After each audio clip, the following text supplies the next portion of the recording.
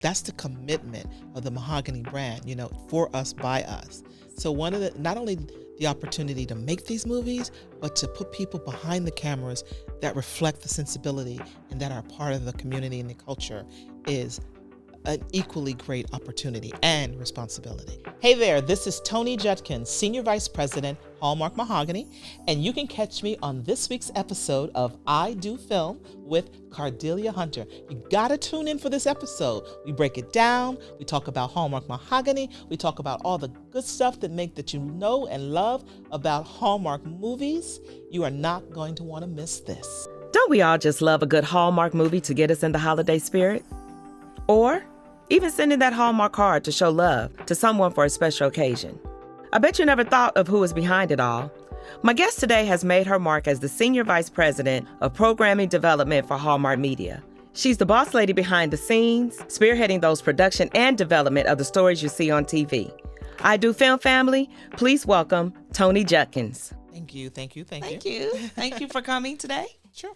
And it's a pleasure to have you. Yes. I know we're going to have a great conversation. Yes, ma'am. But, I always do this or that to kind of warm us up, to let the audience, learn a little bit about you. Okay. All right. You ready? I'm ready.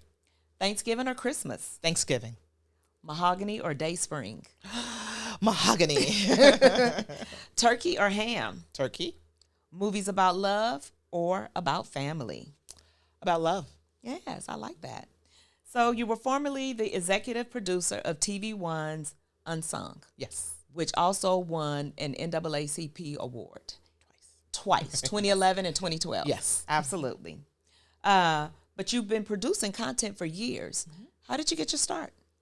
I was always an entertainer, right? So I came from a musical family. I was trained as a singer. I was an instrumentalist. I played 5 instruments. I'm classically trained vocalist, although I don't sing anymore. So I was always connected to entertainment. I was always somehow, it was just natural for me. It was natural because my mother was married to a jazz musician. So my stepfather was a jazz musician. And so I grew up in just a very musical environment. I went to High School of Performing Arts in New Jersey. So performing and even production was always a part of my background. Mm-hmm. So I also, for anyone who's in entertainment that kind of has aspirations of either being on stage or being in the movies or acting that lives, say, like in New Jersey, your eyes are set on moving to New York City, right? So when I was younger, after I became of age and left university, I moved to New York City. Mm-hmm. And I was doing a lot of regional theater. I was doing a lot of regional theater, doing plays, all the plays that all the different companies do, Grease and Fiddler on the Roof and this is that and the other thing. And I because I could sing, so I would always audition for musical theater. And something very interesting happened to me a very long time ago. It won't sound like something that could happen today, but it did happen. And it kind of set me on my course of setting my sights behind the camera as opposed to being in front of the camera. And I loved singing. Mm-hmm. I loved going into New York City from New Jersey, all wrapped up like a singer, protecting my voice, taking vocal lessons and playing all my instruments and being in high school, I played all different types of instruments. But yes, I was going to ask, not to cut you off, what instruments did you play? Or what was one of your favorite? Well, when I was in school, I actually played flute and piccolo, okay. But I also played piano and clarinet and oboe. Never any string instruments, woodwind and keyboards. Mm-hmm. So I grew up, like I said, my stepfather was a jazz musician, and when I was growing up, it kind of felt like abuse to me, but he really instilled the love of music in my family.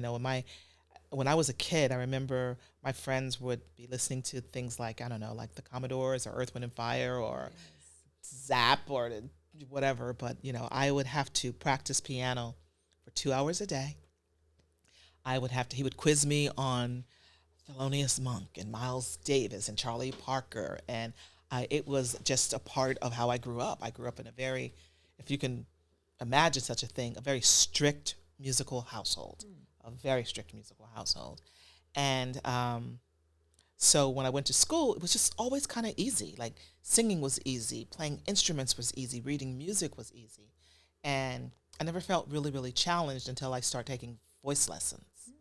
And I did that for many years. And I went to New York City and started auditioning for regional theater, and I would get these roles. So one year I auditioned to be for the lead female role in the regional tour of Greece. And I auditioned for the role of Rizzo. And she had really great songs. And I auditioned, and I knew that I had the best voice of those in basically in the troupe and people that audition. But believe it or not, and this was so long ago, there was an actual meeting, because in the character Rizzo kisses a guy in the play of Grease, but no other people of color auditioned. No other black people auditioned to play in Grease. So it was determined that it would be inappropriate for me as a black woman, black girl at that time, to kiss a white man on stage. Really? So I was not allowed to be cast in that production. Instead of just taking that little part out, or? I was not allowed to be cast as Rizzo. I had to play Frenchie because Frenchie didn't have a love interest. And so I had to perform. You know, she had some great songs and things like that, but I had to perform every night knowing that someone thought, just based on who I am and just being a different color, that it was inappropriate for me to present myself or to be a part of the production in the way that I feel that my talent deserved. Right. So that stuck with me, and it really kind of started me out on a trajectory of, you know what, this is not right. I shouldn't have to deal with this, and no one should have to deal with it. Absolutely. And so I decided that was one of the times, and this would come up in my life multiple times in my career, that I'm like, you know what, I'm gonna get behind the camera. And I'm going to start being the person that can help make these decisions differently. Yes. That can, if anything, that could possibly educate people on this type of ridiculous prejudice. Absolutely. And so I said, okay. Then I realized I'd have to start from the bottom up. And so I was lucky enough, when I moved to New York City, I got a job as what was called a parking PA. Parking PA. That's like lower than a regular PA. I was a parking PA for Woody Allen. And that's how I broke into it. A friend of mine gave me that opportunity, and I parlayed that opportunity into another opportunity. And eventually that led me to VH1, where I was another PA. And I parlayed my part-time temporary position at VH1 into a career that lasted over 12 years. At VH1? At VH1. And here we are now at Hallmark Mahogany. Mm-hmm. Yes. What is Hallmark Mahogany? Hallmark Mahogany is a division of Hallmark Cards. In 1987, Hallmark Cards launched a line of cards called Mahogany that were cards that are intended for African Americans. They are Hallmark cards, but they are made for us. They are made by us. They reflect our world, our sensibilities. They're the line of cards that's rooted in purpose, sisterhood, family, love, community. We also, over the years, have had various different runs on different types of cards. For years and years ago, there was a line of mahogany cards that were put out through in association with Jill Scott. There's a new line over the last couple of years that are empowered, right? So it really is an African American line of cards, but it's more than that. It is an expression, a true expression of African American culture. Yeah. And I used it since 1987, so I've been buying mahogany cards for a long time. Me too. So that's lovely. Yeah. That's the only thing I buy. Mm-hmm. So mahogany offers powerful storytelling, right? Through the unique lens of Black culture. Yes. Can you share some of the original content that you created through the Mahogany brand? So in 2021, when the new CEO of Hallmark came on, Wanya Lucas, she rightly pointed out that Hallmark had this amazing brand that they weren't fully taking advantage of, which was the Mahogany card line. They've been making the Hallmark movies for, at that point, probably close to 20 years, if not a little bit over. And they realized that there's IP there. Mm-hmm. There's IP there for an audience that's hungry for content around love stories. So the Mahogany Initiative was launched in 2021, and I was tapped to run it. And after some development, understanding, understanding how will this fit within what Hallmark traditionally does, which are movies, love stories. I worked with a team to work on a strategy to start making movies that are basically traditional Hallmark movies, but from an African American perspective. Right. I always like to say it's time for Black women to have their happy ending. Yes. And so we are given the opportunity to make a slate of films.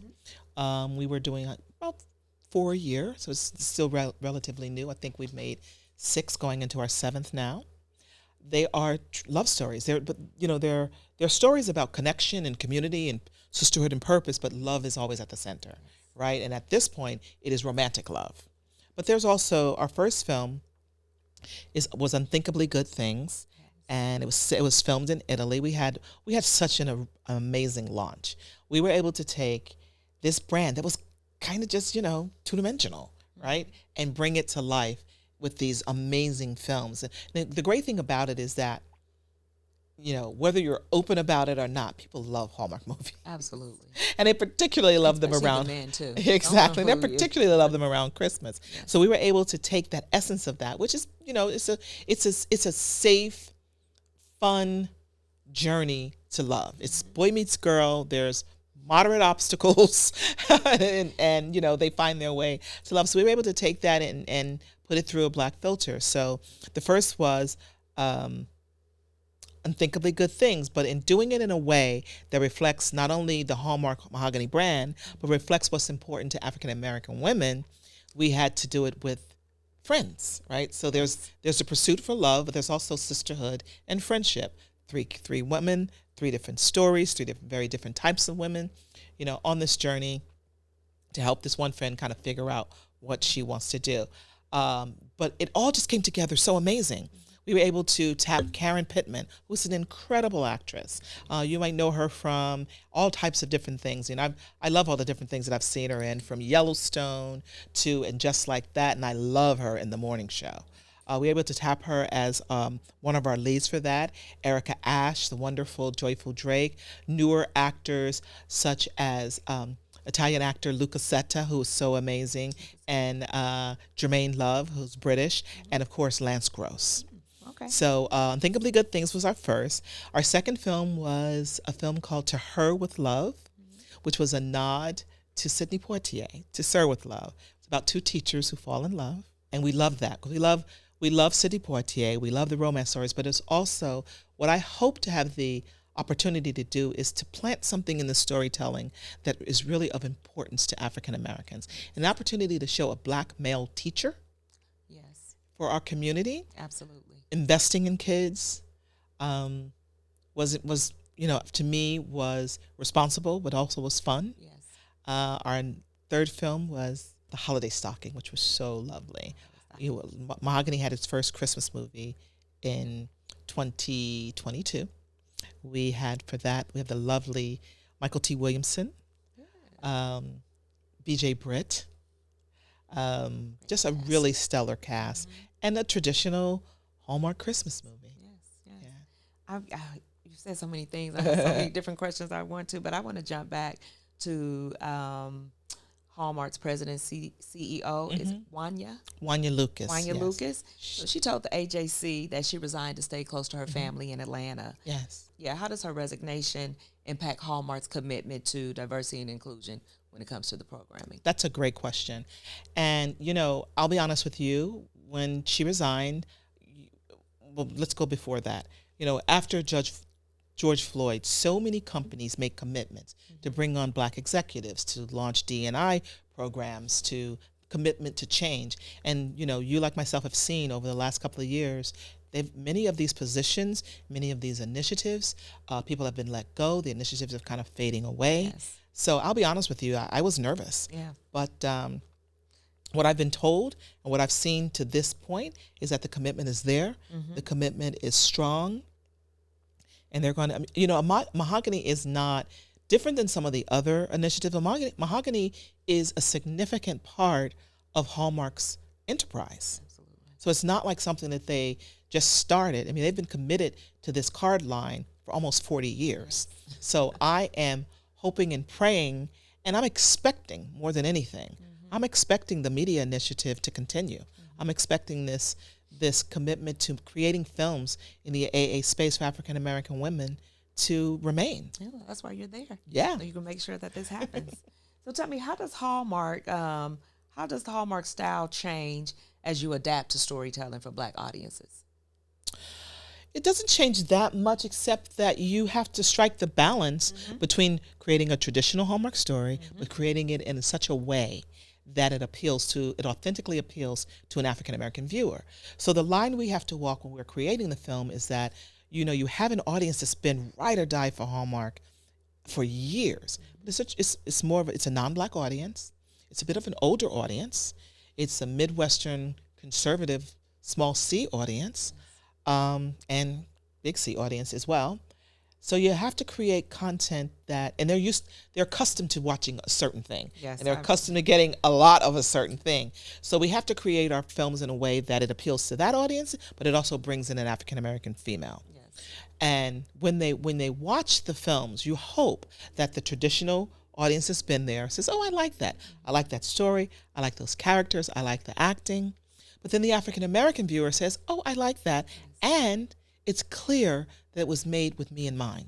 Correct. It was made with me. It was made for me. And that's evidenced by what they see on air, everything from the actual story, from the wardrobe, to dialogue, to the music, to the setting. So it's walking that line of creating your traditional Hallmark film, but creating it in a way that is very much appealing to an African American audience. And so has it been perceived pretty well? Yes. Yeah, absolutely. It has been. Because regardless of, what color you are in this movie, even though it was made for us, they see strong women. They see strong women, and they see the things that they want to see. Like there are plenty of places where viewers can go for different types of content. They can go to different places for crime dramas. They can go for horror. They can go for comedy. They can go for things that are a little bit edgy. But I think when you come to Hallmark, you kind of know what you're going to get. Absolutely. So. You're going to get that good, loving family feeling, yeah. Where everyone can watch, everybody can see it. So Hallmark, and this is I'm excited about this. Hallmark Media recently started streaming the podcast, which is Crimson Hearts Collide, right? Scripted podcast. What led to the decision to enter into podcasting? For me, I wanted to work with the powers that be at Hallmark and pitch and set forth a vision of where can we touch Black women? Where can we reach them? Right? Yes, it's wonderful that we're making these movies. But we're not doing non-scripted. We're not doing some of the other things. So if we're storytellers, where else can we reach them to continue telling these stories? So podcast was a natural evolution of that. And when I did some research, I found that there's not a lot in the scripted podcast space. There's not a lot in that space. And the podcast industry and the landscape is changing so quickly. There's not heavy investment into this quality of podcasts. It's great quality, you guys. Most podcasts are talk podcasts, or they're true crimes, and people reserve their money for investment dollars in podcasts for things that are very, very salacious, right? That catch you. That sometimes even podcasts that require third-party content, news footage, news files. Here, we're storytellers. Let's tell stories, but let's do it in a way that it doesn't reach the audience and give them an experience of just like your traditional audiobook. Let's do it in a way where it has a significant production quality to it, where you can really feel immersed. You can engage in theater of the mind. You can be pulled into the experience. I think we're able to sell that concept because we're just selling storytelling. Absolutely, and I can vouch that. I think maybe in the first episode when she rode the horse and she fell off, I'm like, oh, them sound effects. Oh, she fell. Oh, she was in the mud. Yeah. And it just really brought to life. So I've really been enjoying it thus far. Thank you. And so the listening audience, if you guys are out there, please check out Crimson Hearts Collide wherever you get your podcast. Hear that, wherever. So do you ever see script podcasting going to a movie? That's why we need people to listen, right? Listen, so, guys. so based on in success, that's definitely an opportunity. I could easily see this translating from the scripted podcast into a movie. I mean, it was designed.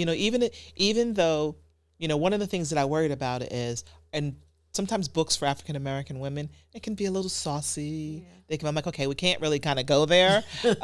Or you can get books that are, sometimes they're faith-based or like I said, crime.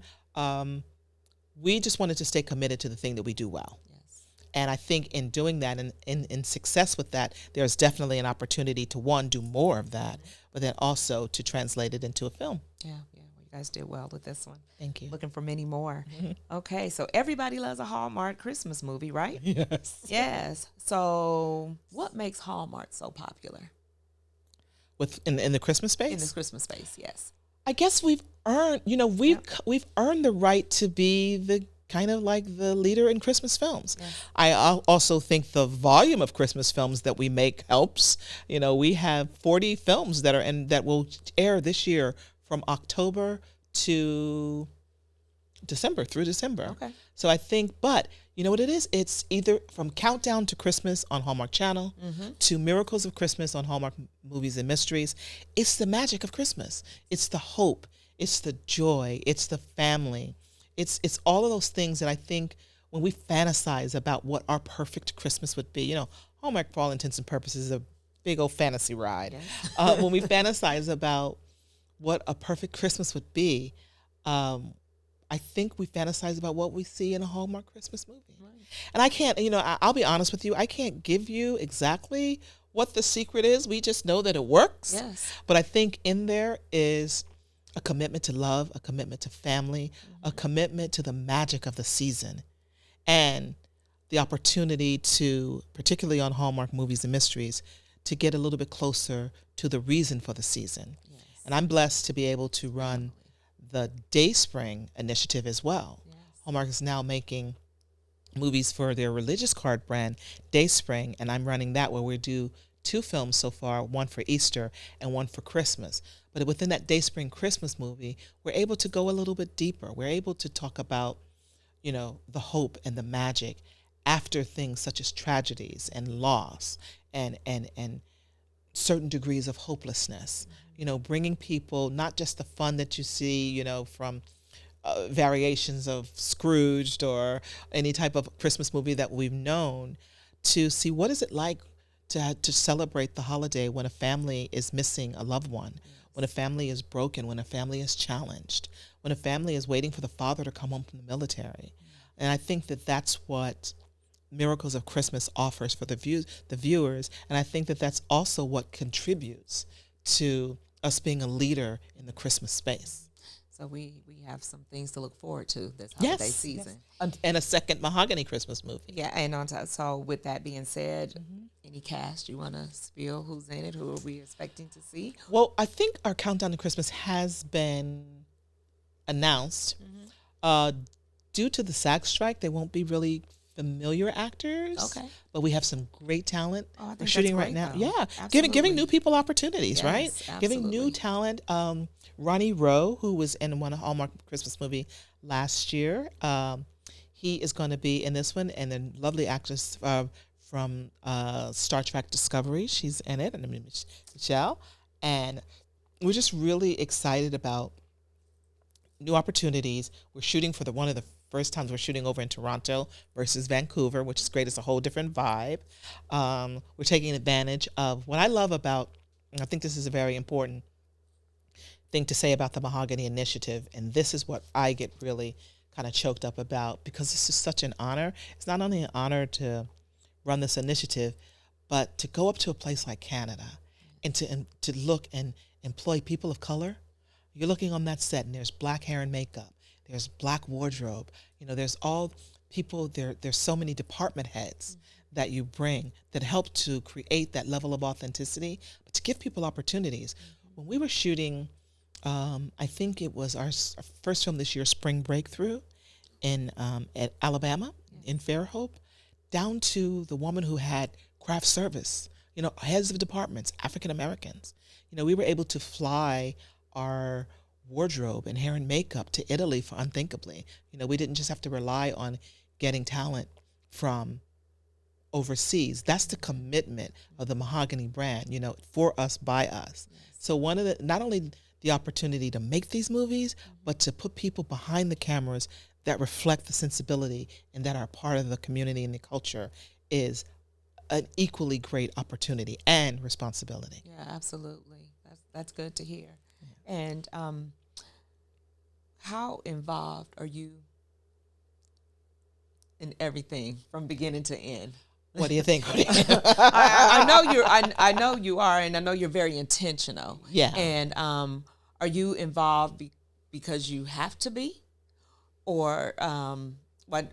I know you have the love for it, and you want to make sure that it is set properly, and like you said, making sure that everybody on set is getting a fair, and even just looking like us. But is it from beginning to end? It is from soup to nuts. Okay. But I think a part of my being involved to the degree I have been so far, is more about establishing the brand. Yes. Establishing the Mahogany brand. Yes. So making sure, building out the bones, creating that template. As time goes on and as hopefully we get a bigger slate, I won't be so hands-on, but I definitely am. I'm involved in the sense of, this is what this means. This is how this is supposed to look and feel. So it is I'm looking at every day that we're shooting, I'm looking at wardrobe. I'm looking at hairstyles. And when we get into post, I'm listening to the soundtrack.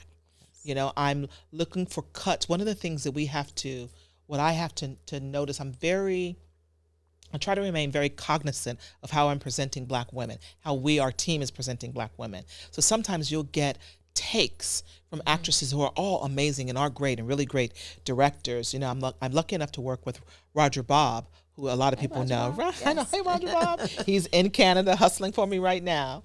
But you'll get takes that come off a little extra, a little bit. And the actresses, they're doing what they do. Those are the choices. We respect the choices that they make. But for me, I'm like, I know that yes, we're African American women are watching this. Yes. They're looking at how we're being presented.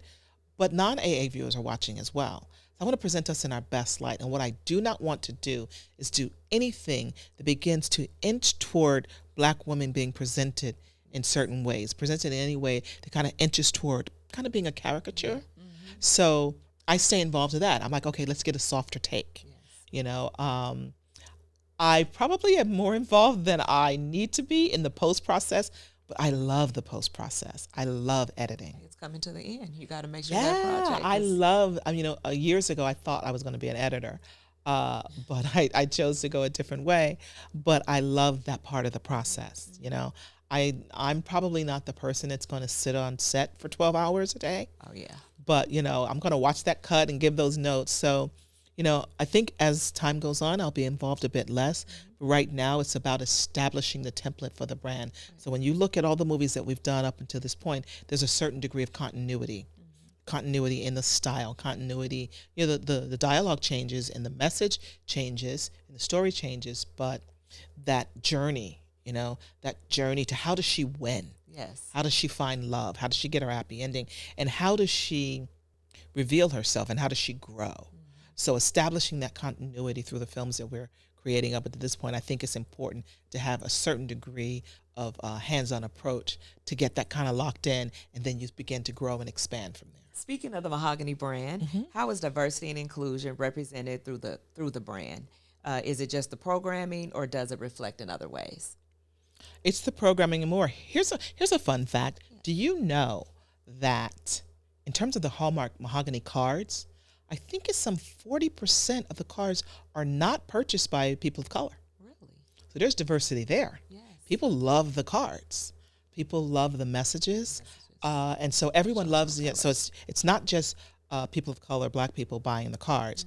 But I think the diversity in terms of the production, like I just said, diversity comes up in who we hire. Yes. Right? The opportunities that we give.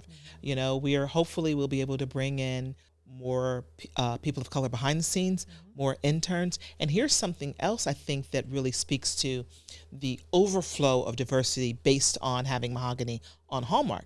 Now there are more films with diverse characters in them. Yeah. That was very different 3-4 years ago. Absolutely. And so it helps create an environment so that the Mahogany content will exist in an environment. It doesn't feel like such a standalone experience. It doesn't feel like it's on an island. You'll have, and it's all types of diversity. It's LGBTQ, it's otherly abled, it's Latino, Asian, you name it. We're open. Hallmark is opening up its aperture to add a little bit more. Sometimes that's well received. Sometimes it's a bit of a shock. Yes. But I think I would applaud Hallmark for its commitment to diversity at this stage of taking the steps that we've taken thus far. Some people may think that we haven't gone far enough, or we're maybe starting later than we should have, but we're taking the steps. Right. And I think that the other diversity that you see in the films helps with the awareness for the Mahogany brand. Right. And, Mahogany is timeless. You know, the movies and that get put out is very timeless. And so I know this listening audience is out there because, everybody, I got a script. I got something. Yeah. Right. And the other part of your question about that is just, getting creators, right? Yes. Mm-hmm. So being able to take in scripts and evaluate scripts from Black writers, and being able, one of the things that is a bit of a challenge right now is that even though Hallmark it's just so strange to me, but even though we make the same movie over and over, it's a formula. It's not a very easy formula to crack.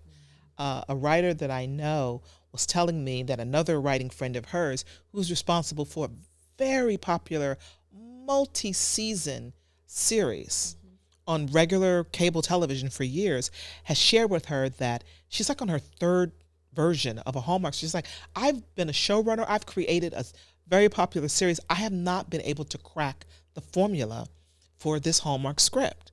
So I think having the opportunity to bring in writers, different color writers, diverse writers, is great, and probably one of the biggest benefits of launching this initiative. So if you look around at other streamers and networks, they're moving into this lane, right? You have everything from like Virgin River and Sweet Magnolias on Netflix. You see Lifetime in the Christmas business. You see BET Plus in the Christmas business. So I think what we do is expanding, and other people want to be in this space. And it's an easy space to be in to some degree, but in other ways, it's really not. Yeah, because I was about to say, what makes it so hard to crack? Yeah, I think what makes it hard to crack is that you're limited by the boundaries of the brand. Okay. The brand is PG. The brand is safe. You can watch a home. I was one of the leads in one of my films is now. His name is Demetrius Gross. Love him. He's so great. He and his lovely wife were here this weekend for our Hallmark, our Mahogany event. But he has been recently cast in a Marvel series. He's playing the Grim Reaper in the next Marvel series. And I asked him, why did he accept the opportunity to star in Spring Breakthrough? And he's like, you know what? It's something I can watch with my kids. Other actors have told me that their mom is going to be very happy they're in a Hallmark movie.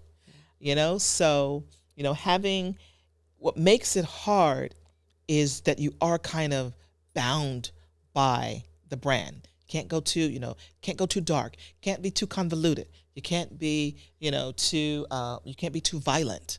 You can't be really violent at all. Yeah. Right? No one's cussing nobody out on it. So I think that can be restrictive, but you still have to figure out a way to be as creative as you can within those boundaries. Yeah, absolutely.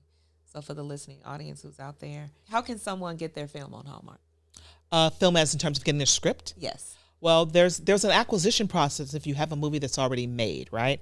There's an acquisition process. It can be presented for acquisition, but it's got to aesthetically and tonally, it's got to fit the brand. It's always brand first, from a film to a script to a pitch, brand first. Does this reflect what this brand is? Like I said, there is an acquisition process for buying completed films, but in terms of scripts that one might write or want to submit, if you have an agent or an attorney, if you're represented, that's something that they can send in for you. If we really don't take unsolicited pitches, but if one should show up, somehow make it to our inbox, we ask the creator to, the author, the teleplay writer, to sign a waiver, and a submission release, because we get we're making the same romantic movie over and over again, so you can imagine we get the same story pitch. But yeah, I mean, we're open for business, certainly, but there is a process to it. And there's, like I said, there's submission releases and things like that. But if you have representatives, they'll find their way to us. By all means. So what's next for Toni Judkins? Ooh, what's next for me? I love what I do at Mahogany. I want to figure out even greater ways to be in service for Black women. Yes. I just want to figure out how I really am about exploring the elasticity of this brand. Yes. How far can it go? Where else can it go? What other ways can we get into serving Black women? Like we talked a lot about Crimson Hearts Collide, our scripted podcast. Yes. But my next goal is to do a non-scripted podcast. What I seek to do with this brand is, and I mean this wholeheartedly, and hopefully you can help me out with this. I will. I need to have a consistent conversation with Black women. I need to have a weekly conversation with them. Is that a newsletter? Is that a talk podcast here in Atlanta? Yes. Yeah, absolutely. I want to see how far we can take the brand forward with, online, on the ground. How can we go, our event this weekend, the Mahogany Moment, was great. What else can we do in the experimental space that's connected to the films? Yes. I really want to be that. I would like to see this brand, not me personally, be that respite, that safe place for Black women to experience and to explore any and everything that matters to them. Yes. Personally, I want to see myself continue to grow as an executive, as a content creator. I'm really stretching and gaining new tools when doing scripted films at TV1 and VH1. I worked a lot in non-scripted, not scripted. So cutting my teeth, getting even better in the scripted space, but then also finding stories and exploring different partnerships. Not every story that not every story that we might want to tell that African Americans might be interested in will fit on Hallmark. Yes. Is there some way for Mahogany to partner with other distribution partners, other production partners? I think all of that's up for exploration. And that's what I hope that we're given an opportunity to do in the near future. Yeah, well, it's definitely going to be done. So these are holiday questions. Ooh, I love holiday questions. How do you enjoy watching Hallmark movies during the holiday season? So in an idle situation, yes, I'm sitting on my couch. There's a fire roaring. Yes. I love in the holiday season when you have Christmas lights up and then you turn off all the lights in your house and it's just the Christmas lights. Yes. And there's the fire and you have some type of hot beverage. Yes. I'm lactose intolerant, so it's not hot chocolate. Okay. But it's not to say that it's not a warm beverage with some Khalia. Yeah, I was about to say, like maybe it's decaf. Maybe it's decaf espresso with a little Khalia. Yeah, I love it. Snuggled up. What I love to do is on the Hallmark website, they sell so many fun, kitschy things. Last year they had these hot chocolate bombs, which you just take it and drop it into milk, and it's just, I love that. It's like to buy a lot of those and send those to people. They also had like a wrap. They have socks that says, I'm watching a Hallmark movie. So there is a moment when I get my friends over and we kind of, Hallmark cosplay. Yes. we kind of geek out with our socks and everything. But for me, I like snuggling up alone or not alone. Okay. On a couch with the lighting just right, watching a Hallmark movie. Even though I kind of know I've seen them, there's something about the experience when you're watching it on a big screen. Yes. And you're in your house, and you got your fuzzy socks on, and you know what's going to happen, but you're down for the ride anyway. Yes, absolutely. To me, that's definitely a part of the holiday spirit. Yeah, absolutely. So what are your favorite movies? Last year, I love our holiday stocking. Mm-hmm. Last year's Haul Out the Holly was really fun on Hallmark. On Hallmark Movies and Mysteries, we had a movie called,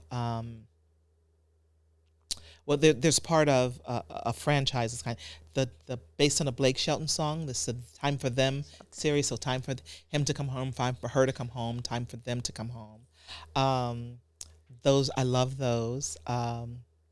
There's so many. My Italian Christmas Memories. Christmas at the Golden Dragon was fun.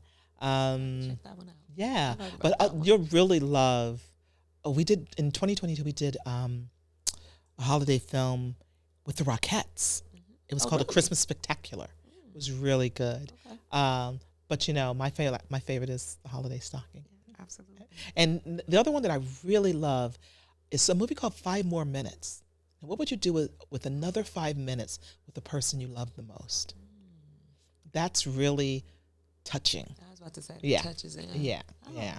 And I'll break a little bit of news here. Yes, please. Breaking. In addition to the Hallmark Mahogany, I'll be producing the non-Hallmark Christmas movies that will air on 2024. So my team and I, we're going to be doing another 7 Christmas movies. They're just not Mahogany themed. The Gift of Peace was last year's. Yeah, The Gift of Peace was last year's Dayspring movie, and that was really lovely. So I will say that the ones that I love the most are the ones still to be made. All right. Okay, I'm waiting for that. What's on your holiday plate? Well, I think I may have told you that I'm a home chef. So Thanksgiving is I'm a home chef. Thanksgiving is my absolute favorite day of the year, and I cook a feast. So my holiday plate has obviously turkey. I make turkey. I make 3 different types of stuffing. I live in California, right? So I got the vegans, I got the pescatarians. My signature dish that I make every year is beef Wellington.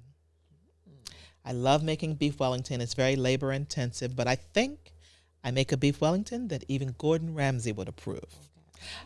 Sweet potato pies, mac and cheese, mashed potatoes, collard greens, yams, biscuits, corn stuffing, all the traditional stuff.